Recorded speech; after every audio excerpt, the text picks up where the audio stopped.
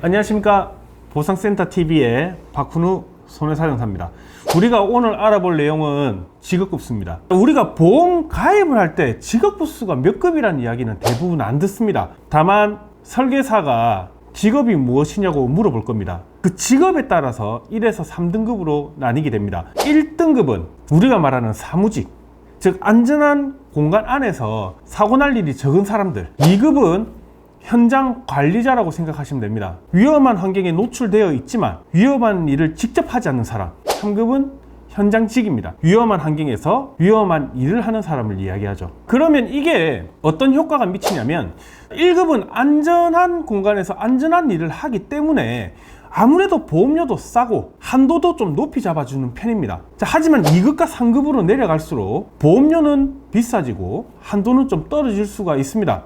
어떡하겠습니까? 우리가 보험 계약을 하고 보험 보장을 받기 위해서는 제대로 고지해야 될 사항이 맞습니다. 그리고 계약 기간이 유지되고 있는 사이에 직업이 기존의 사무직에서 현장직으로 바뀌었다, 뭐 이런 사항들이 벌어질 수 있지 않습니까? 그렇게 되면 사무직에서 현장직으로 바뀌었다라고 보험사한테 알려주셔야 됩니다.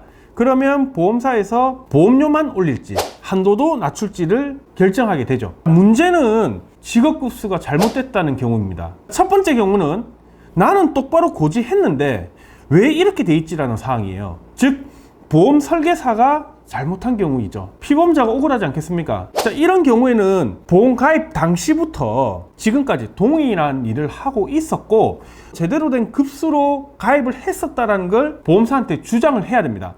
그렇게 해서 고지 의무 위반이 아니라는 걸 입증과 동시에 보험금을 제대로 받아야 됩니다. 그러면 가입할 때 직업과 현재 사고 날 당시의 직업이 달라짐으로 인해서, 즉 통지 의무가 되지 않은 상태에서 사고가 나버렸다면 어떤 효과가 발생하느냐.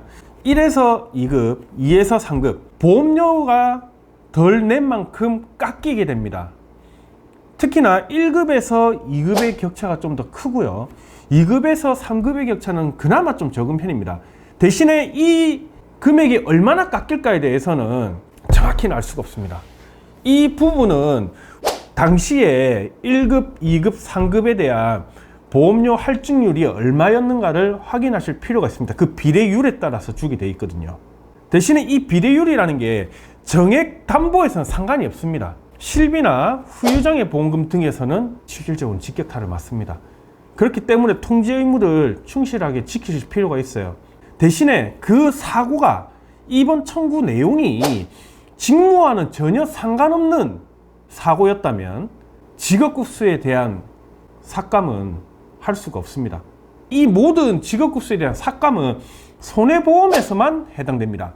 생명보험 쪽에서는 보험금에 대해서 삭감 규정이 별도로 있지 않습니다.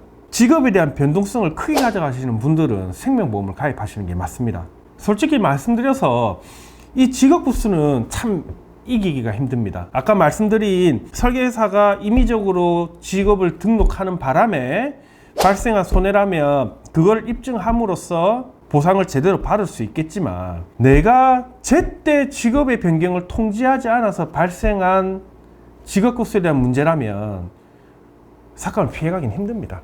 제발 내 직업이 똑바로 등재됐는지, 그리고 내가 직업이 바뀐 걸 보험사한테 이야기했는지를 좀 챙겨 보셔야 됩니다. 나중에 손해 보시지 말고.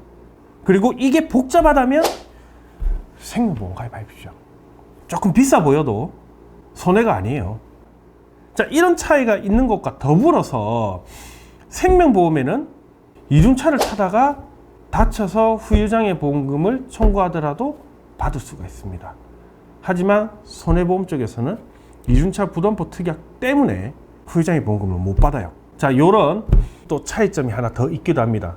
자, 다시 한번 정리를 해드리면 고지할 때 직업은 정확히 등재되었는지 확인해야 됩니다. 더불어서 직업이 바뀌는 경우에도 보험사한테 꼭 통지하셔야 돼요. 자, 그리고 3잡, 2잡을 하시는 분이다 하면 그 중에서 제일 위험한 직군으로 가입하셔야 됩니다. 모르겠으면 보험사한테 다 이야기하세요. 그러면 알아서 등재해 줄 겁니다.